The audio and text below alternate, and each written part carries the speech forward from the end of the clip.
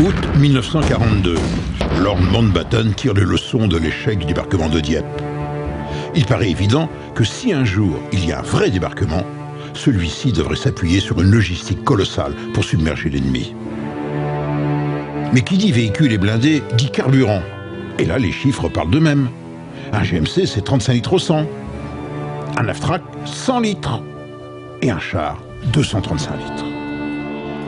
Lorsque l'on sait qu'une division blindée représente un parc de 6000 véhicules de toutes sortes, cela se traduit par une consommation journalière de 500 000 litres de carburant. 500 000 litres? Oui, de quoi faire rouler chaque jour 50 000 véhicules. Et pour étancher cette soif, on avait prévu au départ un réseau de distribution alimenté par des pétroliers. Et qui dit pétrolier, dit port.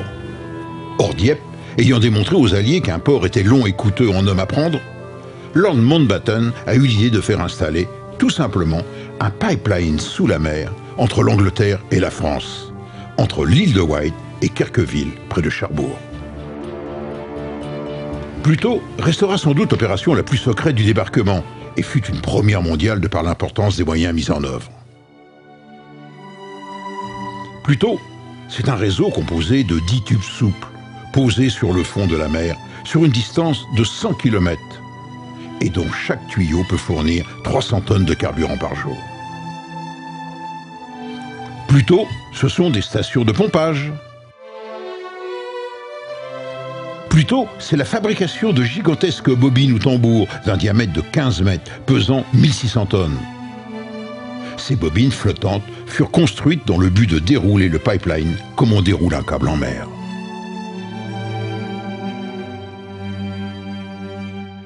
Bref, Pluto fut un projet insensé dont la mise au point s'est avérée délicate.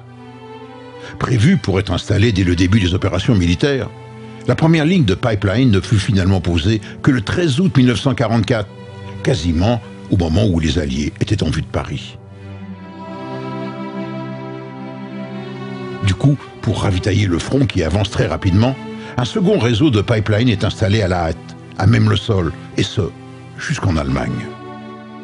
En résumé, si l'efficacité de Pluto fut assez critiquée, il n'en reste pas moins qu'il permit d'acheminer 4 millions de litres d'essence par jour, ce qui demeure encore une performance unique dans l'histoire militaire.